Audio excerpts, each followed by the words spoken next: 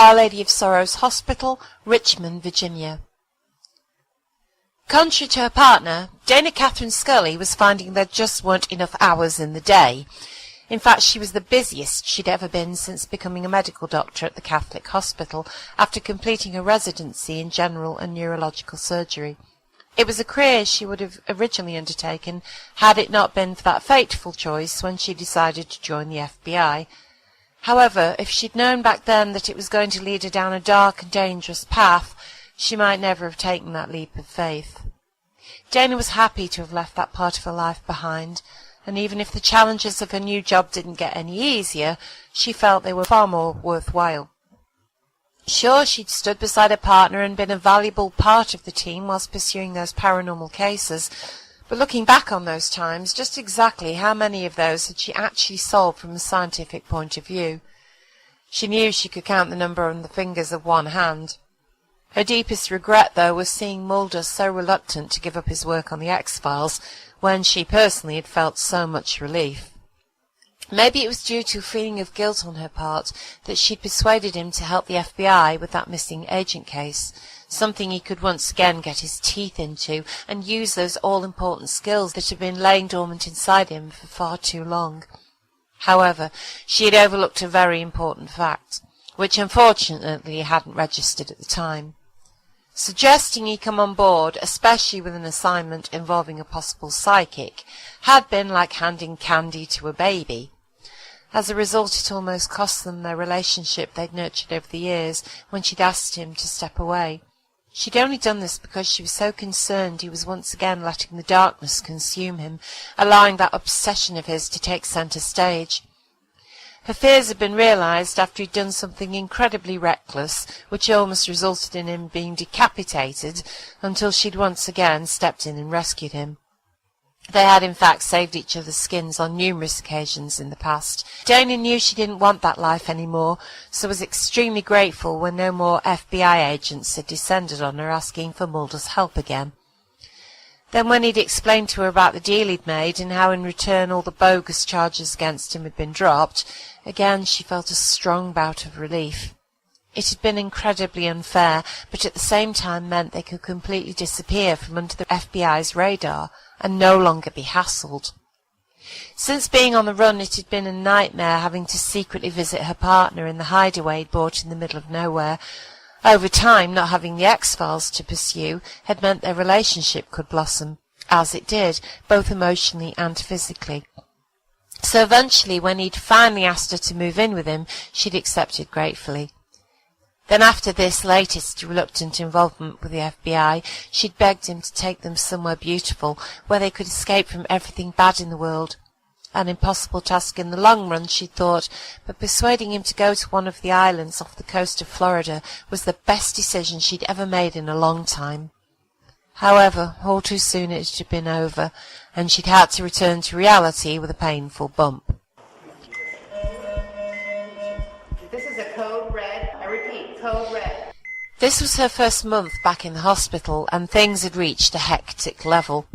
Already under a heavy workload, she still found herself offering her help to a friend and colleague, a surgeon who'd been thrown into a code red situation when he was required to operate on a patient who'd gone into heart failure.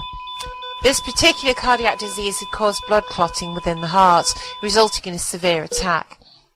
Luckily, he was able to get the person's heart beating again with the aid of a defibrillator, and now further tests were being carried out, but this type of disease had been known to prove fatal. Heart surgery wasn't even her department, yet she knew she could offer some assistance which might possibly save another patient, and that was the most important thing. In the not-so-distant past, during the time when the FBI wanted her and her partner's help, Scully had been torn in two, trying desperately to help a young boy with a seemingly incurable degenerative brain disease known as Sandhoff.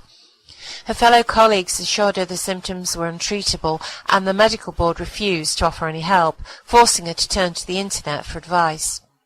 This led her to trying intercostal stem cell therapy as a last resort, after receiving full permission from the boy's parents.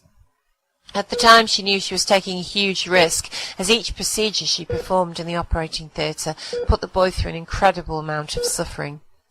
To make the situation worse, there was no way she could promise a positive result. The pressure she'd been under caused her to almost lose her faith, but in a strange twist of fate it had been restored by the mumblings of a paedophile ex-priest, no less. After the FBI case, she'd taken that step and continued surgery on the boy. The angels must have been on her side, because slowly he'd shown an improvement. After being subjected to the evils men were capable of with such knowledge, which led to the Frankenstein murder case, this remarkable event had given her hope once more. So she continued looking into this research and discovered there were other positive ways this could be put to use. She had read that in the past, in Asia, stem cell therapy had been used on patients suffering from heart failure due to cardiomyopathy, which was a disease of the heart muscle, resulting in the deterioration of the function of the actual organ. She knew from her medical background this meant people with this disease were often at risk of arrhythmia, sudden cardiac death, or both. However, with the aid of transplantation, it could be possible to replace the damaged cells and establish new blood vessels, which would then restore contractility and blood supply to the heart. Early test results have been extremely good, and nowadays there was a revolutionary new treatment for this disease that actually rebuilt the heart tissue using the patient's own stem cells. After putting her friend Dr. Mark Holmes onto this amazing discovery, he began the treatment almost right away. It was far too early for results yet, but he had thanked her profusely and insisted on taking her out to dinner. She politely declined the invitation, telling him her reward was in being able to offer assistance, and that she would pray it would prove positive. Now she sat at the desk in her office, poring over a patient's x-rays. Scully thought about the kindness he'd shown her, very rare in this day and age, and a tiny part of her wished she'd taken him up on his offer. After all, it had only been in friendship, hadn't it? Having been introduced to Mark several months ago, she'd made it quite clear she was in a serious relationship, and he had shown her nothing but respect after that. So why had she chosen to shy away from his invitation? Well, let's face it, the man was very good-looking and charming, similar to Mulder in many respects, but without the paranormal obsessions to go along with it. Was there a possibility she might have let it lead to more than just a platonic involvement if she'd gone to dinner with him that day? Truth was, she loved Fox Mulder with all her heart and soul, but the constant fear of returning to that darkness always loomed in the back of her mind, no matter how hard she tried to keep it at bay. Would it one day pull them back under those murky waters and push them away from each other, only this time with such force that it would drive them apart forever? "Don't even consider it," she said to herself harshly. As if on cue, there was a short rap on the door to her office, and in walked the handsome doctor with a young lady she hadn't seen before. Both were dressed in the latest surgeon's fashions that seemed to remain timeless, green scrubs and white surgical masks. Only Mark had pulled his down under his chin. "So how's he doing?" Scully asked. She realized she'd probably asked Mark this question a fair number of times. "Well, I performed an angioplasty, and the patient didn't suffer from a myocardial infarction. The widened artery started to restore blood flow, but after further ECG scans, I discovered more blood clots. The poor guy has undergone several operations over this past month. Then, thanks to you, we turned to the stem cell therapy." Mark gave her a warm smile. "He's by no means out of the woods, but this does seem to be working." She gave a sigh of relief. "That's good news, Mark." Then, turning her attention to the stranger in the room, she raised an eyebrow. "Ah, yeah. I guess I should formally introduce this young lady. Dr. Dana Scully, I would like you to meet Miss Naomi Hanako. She's a medical assistant who recently moved here from Japan. Since she's also my cousin, I arranged for her to come and work with us for a spell. That is, until she gets tired of the USA and desperately wishes to return to her homeland."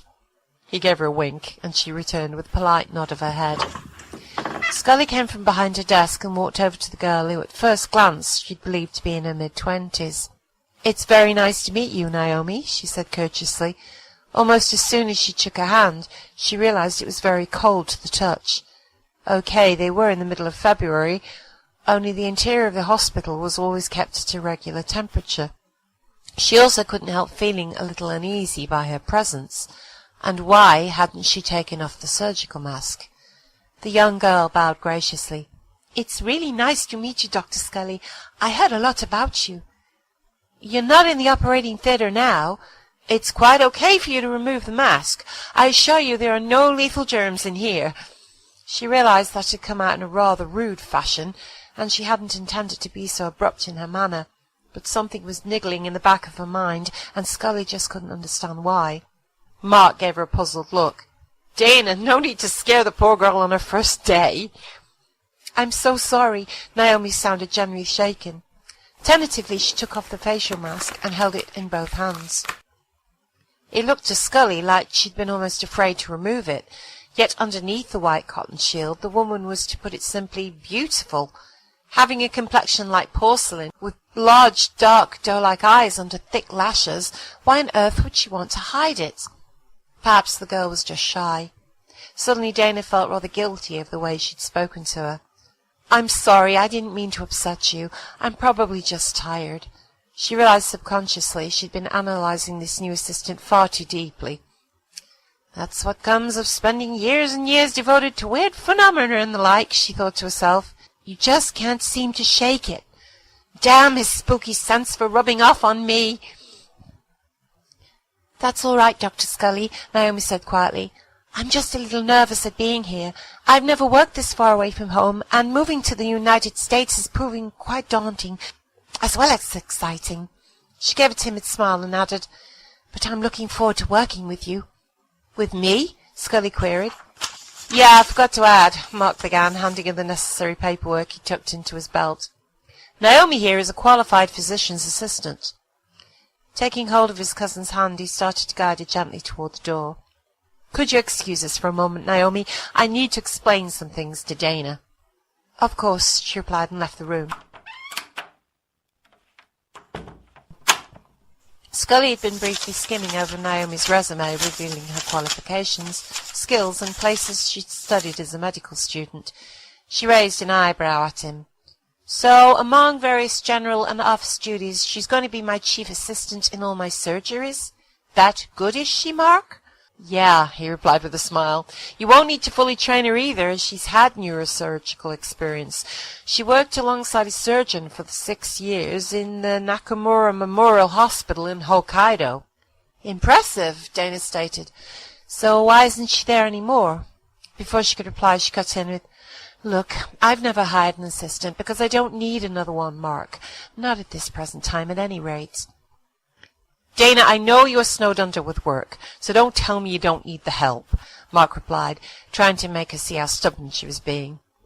Before she could say anything in her defense, he added, I also have a personal reason for bringing her to you. I'm listening. It's a long story. Aren't they always? Scully replied, feeling a little impatient. Okay, I'll try to keep this brief. Please do. Last year, Naomi spent time in a psych ward after having a nervous breakdown. She'd been living with a fiancé for about 4 months when, without any warning, he suddenly killed himself. He was discovered in their apartment with his throat cut.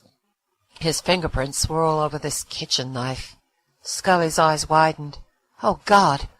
That's not all. In that same year, her sister apparently committed suicide as well.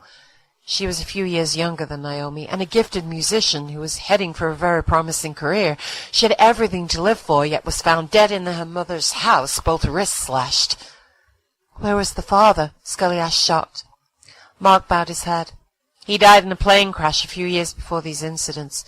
Taking hold of Scully's hand, he added, He was my uncle, and I felt I owed it to his wife to take care of Naomi after she came out of hospital.